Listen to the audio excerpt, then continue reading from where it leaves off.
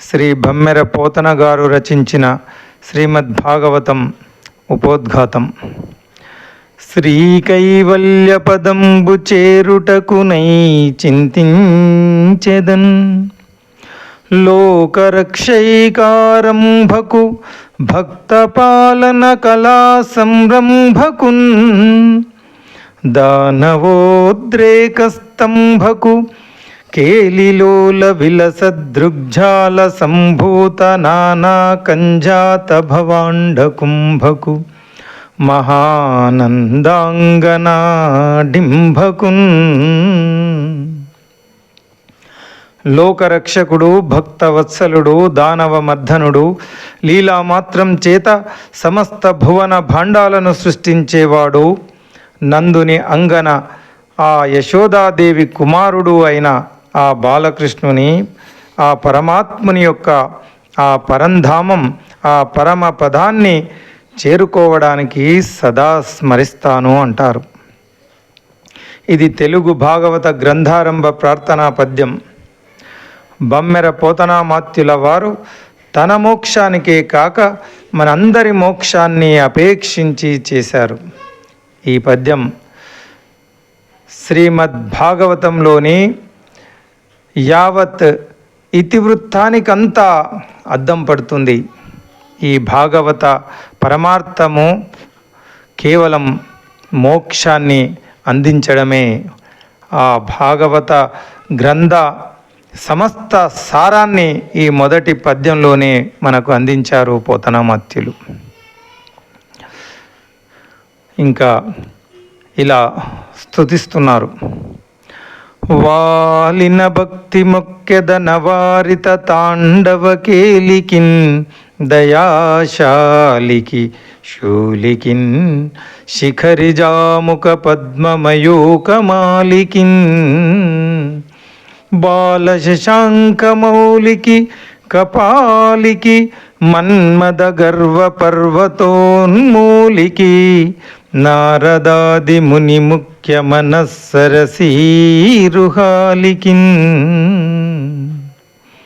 అనంత లీలా తాండవలోలుడైన పరమశివునికి, మిక్కిలి దయగలవానికి, త్రిశూలధారికి, పర్వత రాజపుత్రి పార్వతీదేవి యొక్క ముఖ పద్మం పాలిటి సూర్యునికి, తలపై నెలవంక ధరించిన వానికి, మెడలో పుర్రెల పేరు ధరించిన వారికి, మన్మధుడి గర్వం సర్వం అణిచివేసిన వానికి, నారదాది మునుల మానస సరోవరాలలో విహరించేవానికి శిరస్సు వంచి భక్తి పురస్సరంగా ప్రణామం చేస్తున్నాను అంటారు.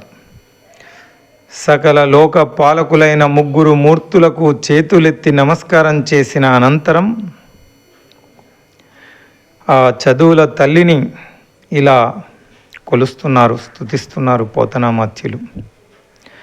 క్షోనితలంబునన్నుదురు సోకగమొక్కిను తింతు, సైకత శ్రోనికి చెంచరీక చెయ సుందరవేనికి, రక్షిత అమరశ్రేనికి, తోయజాత భవచిత్ వశీకరణైకవానికి,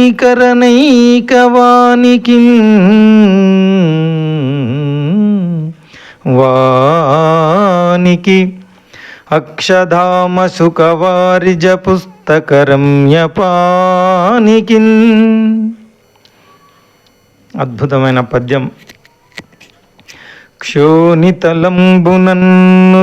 సోకగమొక్కిను తింతు, సైకత శ్రోనికి చెంచరీక చెయ సుందరవేనికి, రక్షిత మరశ్రేనికి, తోయజాత భవచిత్త వశీకరణైకవానికి,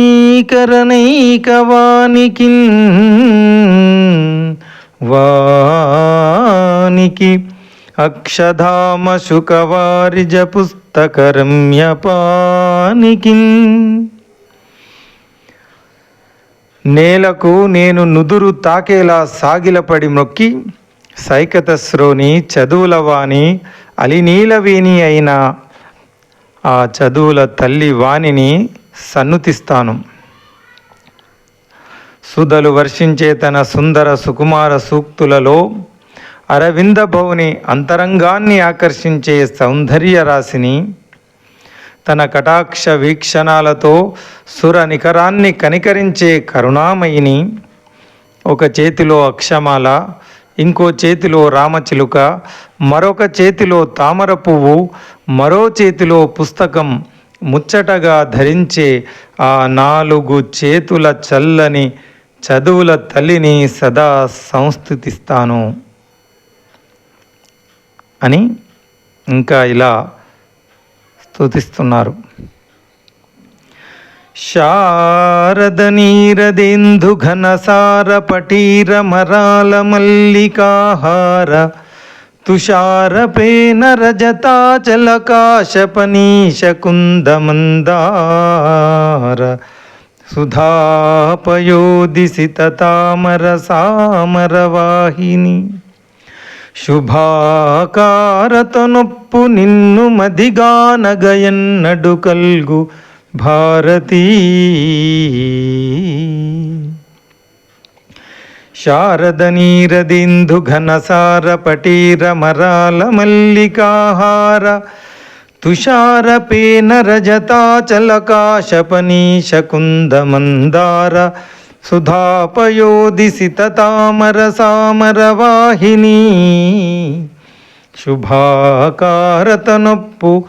నిన్ను మదిగానగయన్నడు కల్గు భారతీ.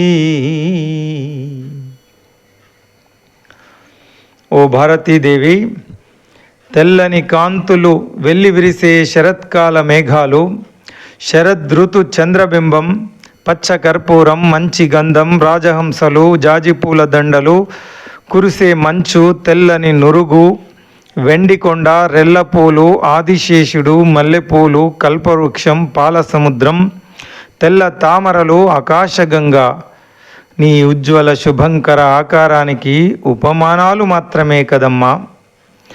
అంతటి స్వచ్ఛ ధవల సుందరమూర్తివైన నీ దర్శనం కన్నులారా మనసుదీరా ఎన్నడూ అనుగ్రహిస్తావు తల్లి. ఈ అద్భుతమైన వర్ణన కేవలం పోతనామాత్యులకే సాధ్యం. ప్రపంచంలో ఉన్న తెల్లని వస్తువులన్నిటినీ ఒక రాశిగా పోసి ఆ చదువుల తల్లి సరస్వతిని వర్ణించడం అది కేవలం ఆ పోతనామాత్యులకు మాత్రమే సాధ్యం. ఈ 2 పద్యాలు సరస్వతి తల్లిపైన రాసినటువంటి 2 పద్యాలు ప్రతి విద్యార్థి జ్ఞాన సముపార్జన కోసం తపించే ప్రతి ఒక్కరి నాలుక పైన ఉండవలసినటువంటి కంఠస్థం చేసుకోవలసినటువంటి పద్యాలు ఇవి. ఇంకా ఇలా ప్రార్థిస్తున్నారు. అమ్మల గన్నయమ్మ ముగురమ్మల మూలపుటమ్మ చాలా పెద్దమ్మ సురారులమ్మ కడుపారడి బుచ్చినయమ్మ తన్నులో నమ్మిన వేల్పుటమ్మల మనమ్ముల ఉండిడియమ్మ దుర్గమాయమ్మ కృపాబ్ది ఇచ్చుత మహత్వ కవిత్వ పటుత్వ సంపదల్. ఓ దుర్గాదేవి, తల్లులందరికీ తల్లి, సప్త మాతృకలను కన్న తల్లి, లక్ష్మీ సరస్వతి పార్వతులకు మూలమైన తల్లి, అందరూ అమ్మల కన్నా అధికురాలైన గొప్ప తల్లి, రక్కసి మూకలను అణచిన అమ్మ, నమ్ముకున్న దేవతామ తల్లుల నిండు మనస్సులలో నివసించే తల్లి అయినటువంటి మా అమ్మ దయాసముద్రి ఈ మహాభాగవత తెలుగు ప్రణీతమందు కవిత్వంలో గొప్పతనము పటుత్వములను సమృద్ధిగా ప్రసాదించుగాక అని ఆ జగజ్జనని అమ్మల గన్న అమ్మను అద్భుతంగా ప్రార్థిస్తున్నాడు పోతనామాత్యులు. ఇది ప్రతి ఒక్కరూ ఆ జగన్మాత అమ్మల గన్న అమ్మ ముగ్గురమ్మల ఆ జగన్మాతను ప్రార్థించడానికి అద్భుతమైనటువంటి ఆ బీజాక్షరాలతో కూడినటువంటి అద్భుత పద్యం. ఇంకా ఆ శ్రీలక్ష్మిని ఈ విధంగా ప్రార్థిస్తున్నాడు. హరికిన్ పట్టపుదేవి పుణ్యముల ప్రోవర్తంబు పెన్నిక్క చందురుతో బుట్టువో భారతీ గిరిసుతల్తో నాడు పూబోడి తామరలందుండెడి ముద్దరాలు జగముల్ మన్నించు నిల్లాలు భాసురతన్ లేములు వాపు తల్లి సిరి ఇచ్చున్ నిత్య కళ్యాణముల్. దేవాదిదేవుడైన శ్రీహరి పట్టపుదేవి శ్రీదేవి, రాసి పోసిన పుణ్యాలు రూపుగట్టిన పుణ్యవతి, సిరి సంపదలకు పెన్నిది, చందమామకు గారాల చెల్లెలు, వానితోనూ పార్వతీదేవితోనూ క్రీడించే పూబోని, అరవిందాలు మందిరంగా గల జవరాలు, అఖిల లోకాలకు ఆరాధ్యురాలైన అన్నుల మిన్న, చల్లని చూపులతో భక్తుల దారిద్ర్యాన్ని పటాపంచలు చేసే బంగారు తల్లి ఆ శ్రీ మహాలక్ష్మి నిత్య కళ్యాణాలు అనుగ్రహించుగాక. ఇలా ఇష్టదేవతలు అందరినీ స్తుతించి సూర్య భగవానుడిని కుమారస్వామిని స్మరించి ముందుగా కవితా సరస్వతి విలాస విన్యాసాలను విలయింపజేసిన వాల్మీకి మహర్షుల వారికి వందనం చేసి హయగ్రీవాసురుని చేతిలో పడి చిక్కుబడిన వేద సమూహాన్ని మొక్కవోని ఓర్పుతో నేర్పుతో చక్కదిద్దిన ఆ వ్యాస భగవానుల వారికి వంగి నమస్కరించి శ్రీ మహాభాగవత కథ అనే సుధారసాన్ని పంచిపెట్టిన ఆ శుకయోగికి తలవంచి నమస్కరించి అనంతరం తన మెత్తనైన తీయనైన పలుకుల కులుకులతో శిలల్ని సైతం చిగురింపచేసిన భానకవికి ప్రణామం చేసి ఎన్నదగిన కొన్ని శ్లోకాలతోనే భగవానుడైన భాస్కరుణ్ణి ప్రసన్నుణ్ణి చేసుకున్న మయూర కవిని అభినందించి మహాకావ్యాలను నిర్మించే కలలో ఆరితేరిన కవిచంద్రుడు కాళిదాసును కైవారం చేసి కవుల హృదయాలను దోచుకున్న నన్నయ్య భట్టారకుని స్తుతించి హరిహరనాథుని చరణారవిందాలకు ఆనందాతిశయంతో మొక్కుతున్న తిక్కనాచార్యుని కొనియాడి తక్కిన పూర్వ కవులందరినీ మనసారా భావించి సంభావించి ఈనాటి కవులందరినీ అభినందించి ముందు తరాలలో రాబోయే కవులందరికీ శుభం పలుకుతున్నాను అని ఆంధ్ర సంస్కృత ఉభయ భాషలలో గద్య పద్యాల కావ్యాలు రచించే నైపుణ్యం అలవర్చుకున్నాను అని సవినయంగా సంస్కారంతో పలుకుతున్నారు పోతనామాత్యులు. ఇలా పలకడం కేవలం ఆ పోతనామాత్యులకు మాత్రమే సాధ్యం. భూత భవిష్యత్తు వర్తమాన కవులందరినీ స్మరించుకొని ఇంత సంస్కారం ఎవరికి ఉంటుంది చెప్పండి. ఈ అద్భుత భాగవత కావ్యాన్ని పోతనామాత్యులు ఆ భగవంతునికే మానవ మాతృలకు ఎవరికి దీన్ని ఇవ్వడానికి మనసు ఒప్పడం లేదు అని ఆ భగవంతునికే ఇస్తున్నానంటారు.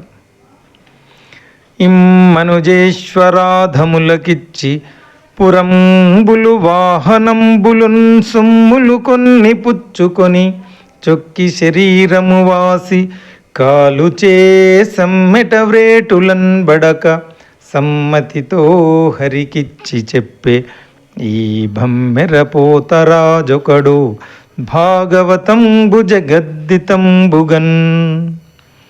విశ్వశ్రేయస్సు సమకూర్చాలనే సంకల్పంతో సమర్థంగా వ్రాసిన భాగవతాన్ని మానవ మాతృలు మాత్రమే అయినట్టి రాజులెవరికి ఇవ్వడానికి మనస్సు ఏమాత్రం అంగీకరించక ఆ విధంగా మానవ మాతృలకు ఇచ్చి వారు ఇచ్చే ఊళ్ళు అగ్రహారాలు వస్తు వాహనాలు ఇలాంటివి ఏవేవో తీసుకొని ఆ సుఖాలలో మైమరచి ఈ లోకంలో అనుభవించిన మరణించాక నరకంలో యమధర్మరాజు వేసే శిక్షలనే సుత్తి దెబ్బలు తప్పవని తెలుసు.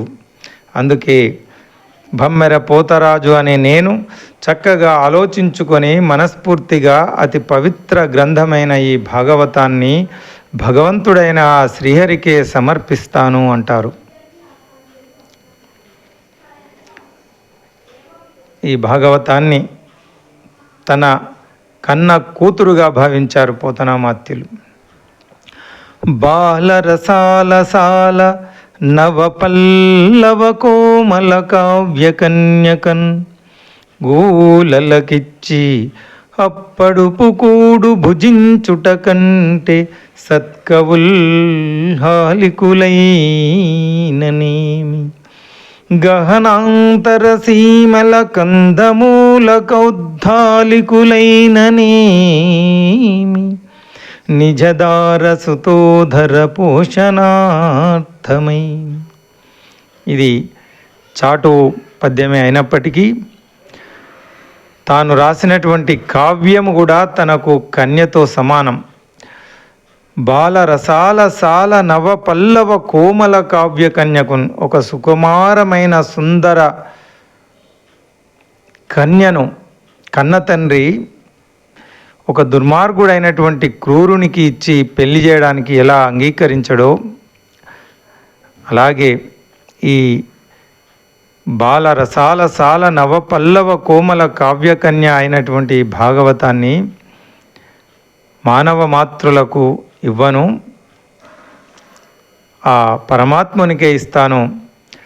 అలా ఇవ్వడంలో నాకు డబ్బు వస్తు కనుక ధన ధాన్యాలు రాకపోవచ్చు, కానీ నేను సత్కవులు హాలికులైననేమి పొలాన్ని దున్నుకొని రైతుగా బతికితే మాత్రం లోటేమి, కందమూలాలు తిని కుటుంబాన్ని భార్యాబిడ్డలను పోషిస్తే తక్కువేమి అని అద్భుతంగా ఆ భాగవత కన్యను పరమాత్మునికే అంకితమిస్తాను అని చెప్పడం మహాద్భుతం. ఇంకా పోతనామాత్యులు ఇలా అంటున్నారు. చేతులారంగ శివుని పూజింపడేని నోరు నొవ్వంగ హరికీర్తి నుడువడేని దయయు సత్యంబులోనుగా తలపడేని కలుగనేటికి తల్లుల కడుపు చేటు. వేల వేల జన్మలు ఎత్తి కూడా కూడబెట్టుకున్న నా తపస్సు పండింది. నా హృదయంలో శ్రీమన్నారాయణ దేవుని పుణ్య కథలను విస్తరించి రచించాలనే కుతూహలం నిండింది. ఒక పున్నమి రాత్రి చంద్రగ్రహణం. ఆ రోజు చందమామ నిండుగా ఉన్నాడు. పండు వెన్నెలలు కురుస్తున్నాయి. పెద్దల అనుజ్ఞ పొంది ఆకాశాన్నంటే ఉత్తుంగ తరంగాలతో పొంగి ప్రవహిస్తున్న గౌతమీ గంగకు వెళ్ళాను. ఆ నదిలో స్నానం చేసి వచ్చి ఒక ఎత్తైన తెల్లని ఇసుక తిన్నె మీద పరమశివుణ్ణి ధ్యానిస్తూ అర్ధ నిమీలిత నేత్రాలతో కూర్చున్నాను. ఇలా పోతనామాత్యులు ఆ పరమ పవిత్ర గోదావరి తీరాన కూర్చున్న వేళ మహాద్భుతం జరిగింది. ఆ పరమాత్ముడు పోతనామాత్యులకు దర్శనమిచ్చారు. మెరుగు చెంగటనున్న మేఘంబుకైవడి ఉవిద చెంగటనుండ నొప్పువాడు చంద్రమండల సుధాసారంబు పోలిక ముఖమున చిరునవ్వు మొలచువాడు వల్లీయుతమాల వసుమతేజము భంగి బలువిల్లుము పునబరగువాడు నీల నగాగ్ర సన్నిహిత భానుని భంగి ఘన కిరీటము తలగలుగువాడు పుండరీక యుగము పోలు కన్నులవాడు వెడదయురమువాడు విపుల భద్రమూర్తివాడు రాజముఖ్యుడొక్కరుడు నా కనుగవకు ఎదుర కానబడియే. అలా కూర్చున్న సమయంలో రాజశేఖరుడు ఒకడు నా కళ్ళ ముందు సాక్షాత్కరించాడు. మేఘం పక్కన మెరుపులాగా ఆయన పక్కన ఒక స్త్రీమూర్తి ఉంది. చంద్రమండలంలోంచి కురిసే అమృతధారల ఆయన ముఖంలో మందహాసం చిందిస్తూ ఉంది. కానుగ వృక్షాన్ని చుట్టుకున్న తీగల ఆయన భుజాగ్రాన ధనస్సు వేలాడుతూ ఉంది. నీలగిరి శిఖరాన ప్రకాశించే భానుని బింబంలాగా ఆయన శిరస్సుపై కిరీటం విరాజిల్లుతూ ఉంది. ఈ విధంగా విరిసిన తెల్ల తామర రేకుల వంటి కన్నులతో, విశాలమైన వక్షస్థలంతో, విశ్వమంగళ స్వరూపంతో ఆ రాజశ్రేష్ఠుడు నా ఎదుట కనువిందు చేశాడు, నాకు దర్శనమిచ్చాడు. ఇలా అద్భుతంగా ఆ పరమాత్మ దర్శనం చేసుకొని అప్పుడు నేను ఆ మహారాజుని రెప్ప వాల్చకుండా చూసి మాట్లాడదామని ఇంకా ప్రయత్నిస్తున్నాను. ఇంతలో ఆయనే, నేను రామభద్రుణ్ణి, నా పేరు మీదుగా శ్రీ మహాభాగవతాన్ని తెలుగు చేయుము, నీ భవబంధాలు పటాపంచలవుతాయి అని సెలవిచ్చి అంతలోనే అంతర్ధానమయ్యాడు. నేను పూర్తిగా కళ్ళు తెరుచుకొని అంత ఆశ్చర్యంగా చూస్తూ నాలో నేను ఈ విధంగా అనుకున్నాను. అలా పోతనామాత్యుల వారికి రామచంద్ర ప్రభువు దర్శనమిచ్చి సెలవివ్వగా ఇలా పలుకుతున్నాడు పోతనామాత్యులు. పలికెడిది భాగవతమట, పలికించు విభుండు రామభద్రుండట, నే పలికిన భవహరమగునట, పలికెద వేరుండు గాథ పలుకగనీలా.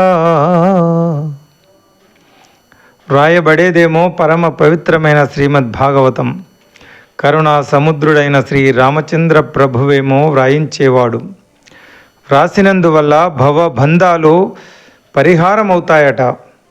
అందుచేత భాగవతాన్ని వ్రాస్తాను, ఇక మిగతావి ఎందుకు రాయాలి అంటాడు. అంటే పలికెడిది భాగవతమట, పలికించు విభుండు రామభద్రుండట, నే పలికిన భవహరమగునట. పలికించేవాడు రామభద్రుండు, పలికేది భాగవతము. నేను పలికితే నా పాపాలన్నీ పరిహారమవుతాయి, అందుకే ఇంకా వేరేది రాయకుండా ఈ భాగవతాన్నే రాస్తాను అని పోతనామాత్యులు భాగవత రచనకు ఉపక్రమిస్తూ ఇలా అంటున్నారు. భాగవతము తెలిసి పలుకుట చిత్రంబు, శూలికైన దమ్మి చూలికైన, విభుద జనుల వలన విన్నంత కన్నంత, తెలియవచ్చినంత తేటపరుతూ. అయితే చిత్రం ఏమిటంటే భాగవతాన్ని చక్కగా సమగ్రంగా అర్థం చేసుకున్నాం అని ఎవరూ చెప్పలేరు. ఆఖరికి ఆ త్రిశూలధారి పరమశివుడైనా సరే, పద్మభవుడైన బ్రహ్మదేవుడైనా సరే అలా అనలేరు అంటే ఇక నా సంగతి వేరే చెప్పాలా. అయినా పెద్దల వల్ల ఎంత విన్నానో, వారి సన్నిధిలో ఎంత నేర్చుకున్నానో, స్వయంగా ఎంత తెలుసుకోగలిగానో అదంతా తేటతెల్లమయ్యేలా చెప్తాను అంటారు. ఆయన వినయం, ఆయన సంస్కారం పోతనామాత్యులది. ఇక భాగవతం గురించి ఇలా వర్ణిస్తున్నారు. లలిత స్కంధము కృష్ణమూలము, శుకాలాపాభిరామంబు, మంజులతాశోభితమున్, సువర్ణ సుమనస్సు జ్ఞేయమున్, సుందరోజ్వల వృత్తంబు మహాఫలంబు, విమల వ్యాసాల వాలంబునై వెలయున్ భాగవతాఖ్య కల్పతరువుర్విన్, సద్విజశ్రేయమై. బ్రహ్మదేవుడికైనా పరమశివునికైనా భాగవతమును తెలిసి పలుకుట చిత్రమైనట్టి శ్రీమద్భాగవతం కల్పవృక్షంతో సాటి రాగలిగి ప్రకాశించేది. ఏమాత్రం సందేహం లేదు.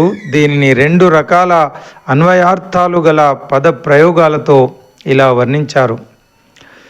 భాగవతాన్ని కల్పవృక్షంతో అద్భుతంగా పోల్చి ఈ పద్యంలో పోతనామాత్యులు చెప్పడం అద్భుతమైన వర్ణన.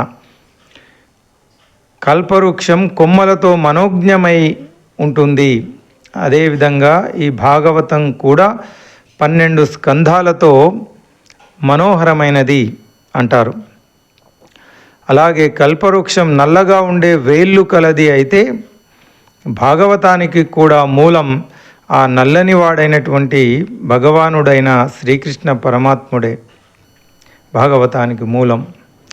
ఆ కల్పవృక్షాన్ని భాగవతాన్ని ఎలా పోల్చి వర్ణిస్తున్నారో చూడండి.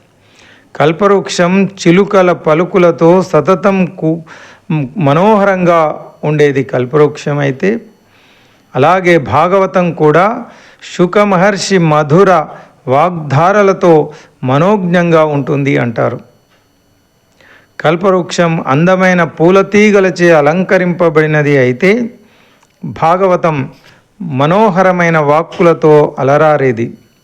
కల్పవృక్షం మంచి రంగుల పూలతో శోభిల్లుతూ ఉంటుంది అయితే భాగవతం అక్షర సార్థకమై సజ్జనుల మనసులు అలరించేది భాగవతం.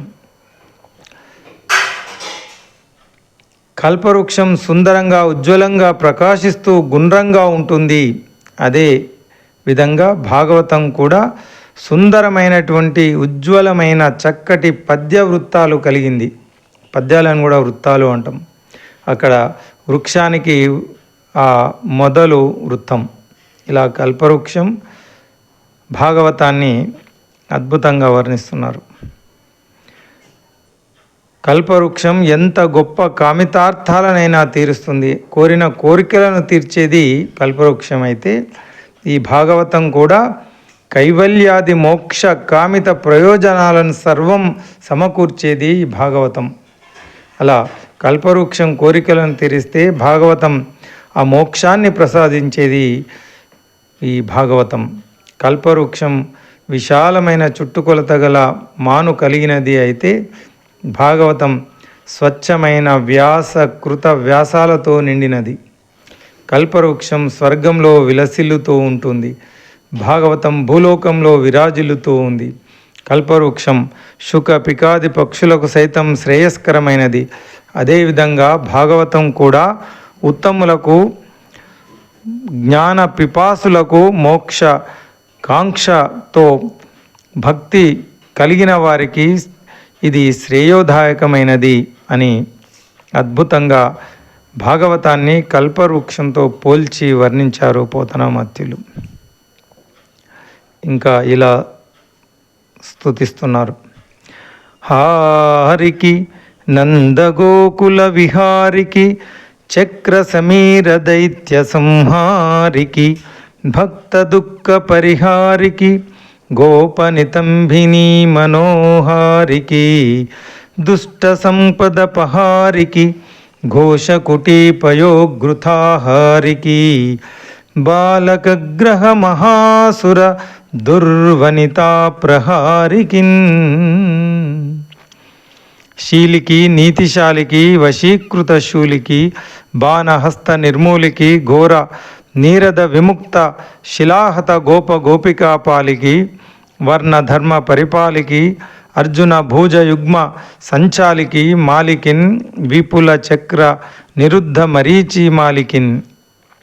ఇలా సకల దేవతలను స్మరించి స్తుతించి